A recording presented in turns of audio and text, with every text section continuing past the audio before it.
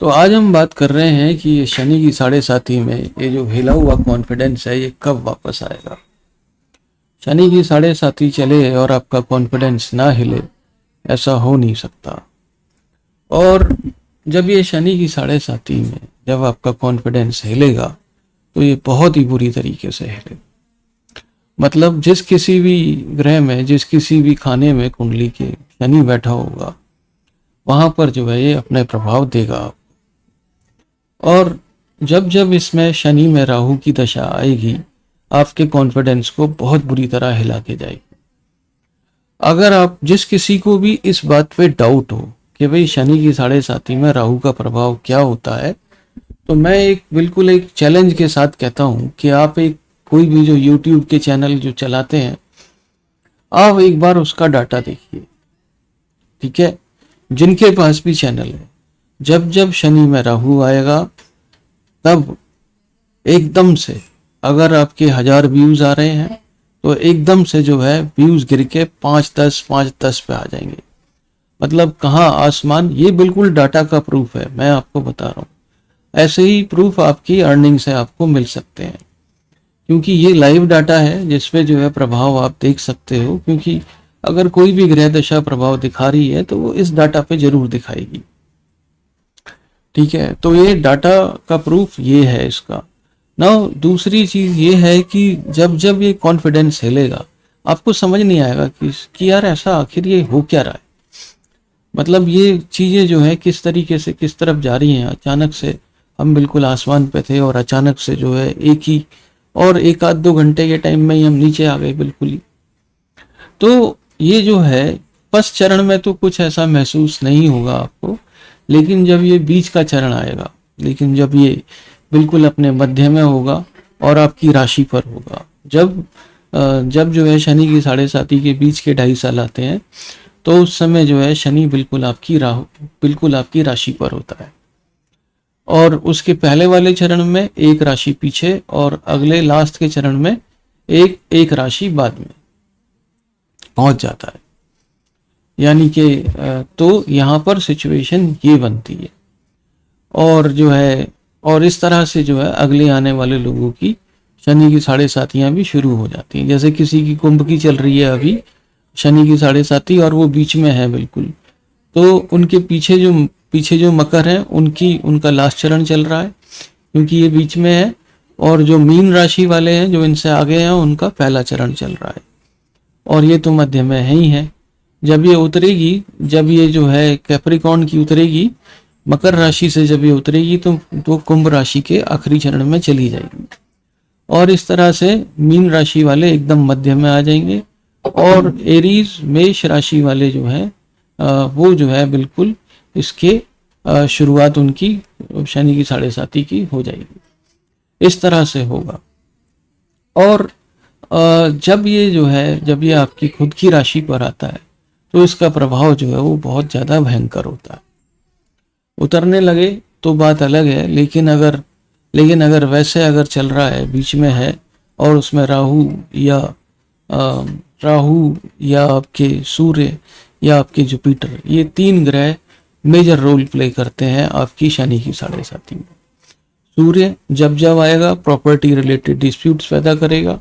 Jupiter जब जब आएगा, यानी कि गुरु जब जब आएगा, वो हेल्थ इश्यूज पैदा करेगा।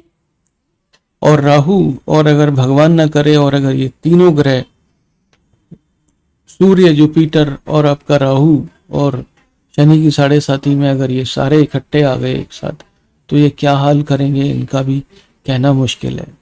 राहु जो है ये सभी पीछे की जो स्कीमिंग है वो ये तीनों ग्रह करेंगे, राहु उसको फलित करेगा। और जो सबसे पहला अटैक है शनि की साढ़े साथी में जो वो करता है, वो आपके कॉन्फिडेंस को हिलाना शुरू करता है। धीमे धीमे आत्मविश्वास जो है वो धीमे धीमे आदमी खोने लगता है। अब ये तो हुई बात इधर की कि भाई ये किस तरह से होता है। अब सवाल उठता है कि ये कब वापस आएगा और ये कैसे वापस आएगा। शनि महाराज कर्म को प्रधानता देते हैं।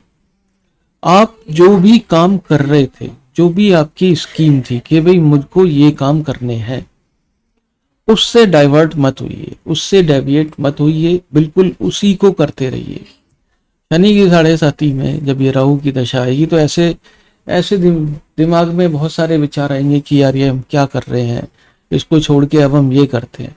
उसको बिल्कुल मत कीजिए, क्योंकि राहु की दशा में शुरुआत किए हुए काम बहुत ही जो है देर से फलित होते हैं, और कई बार नहीं भी होते हैं, और कई बार बहुत ज़्यादा नुकसान भी दे करके जाते हैं, जबकि उन्हीं कामों को करके दूसरे लोग करोड़पति बन के बैठे हुए। इस तरह का प्रभाव है। तो सबसे पहली चीज ये है कि जो भी आपके प्लान हैं, राहु की या जो है जुपिटर की या सूर्य की, राहु की स्पेशली अंतरदशा या महादशा लगने से पहले जो भी आपने प्लान बनाए थे उस पर कायम रहें, बिल्कुल उससे डेविएट नहीं हो। अगर उससे डेविएट होंगे तो वहां पर आपको नुकसान होगा। अब रही बात यह है कि स्ट्रगल की, मैं हमेशा से बोलता हूँ हम लोग नौकरी में स्ट्रगल कर रहे हैं, जितना नौकरी में स्ट्रगल कर रहे हैं अगर हम इतना अपने काम में स्ट्रगल करते तो पता नहीं कहाँ से कहाँ पहुंच जाते। और शायद प्लान रहे भी हों, पता नहीं किस कारण की वजह से जो है नौकरी करनी पड़ी किसी आदमी को। अगर हम देखें तो कोई भी आदमी नौकरी करने में बहुत ज़्यादा इच्छुक होता नहीं है। वो जो है नौकरी सिर्फ इसलिए करता है क्योंकि उसके पास अपना कोई काम नहीं है। अगर अपने काम का जुगाड़ अगर उसका हो जाए तो वो नौकरी कल छोड़ दे। किसी को भी जो है इन लालाओं की गुलामी बिल्कुल करना पसंद नहीं है। और मैंने देखा है कि ये जो बहुत सारे ये जो लाला मुक्ति अभियान जो चलाते हैं लोग जीवन में, ये यार किसी भी तरीके से इन लालाओं से मुक्ति मिले जो जो कि दिन रात सता रहे हैं, दिन रात खून चूस रहे हैं और खुद जो है अमीर होते जा रहे हैं। उनके इन लालाओं के जीवन में कुछ भी आप देखो, कुछ भी जो है मतलब वो नहीं है। और लाला जो है वो ऐसा नहीं है कि किसी एक खास धर्म के होते हैं, वो किसी भी धर्म के, किसी भी संप्रदाय के वो होते हैं, लेकिन ना तो उनकी धर्म में आस्था होती है, दिखाने को होती है, बट वैसे जो है लोगों का खून चूसते हैं।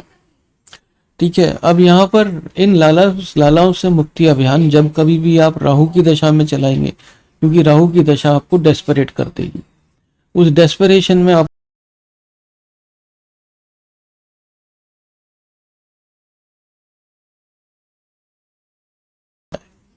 राहु की दशा हट जाए, सूर्य और जुपिटर, सूर्य चलो प्रॉपर्टी के डिस्प्यूट पैदा कर दिए, वो आपका इंटरनल मामला है।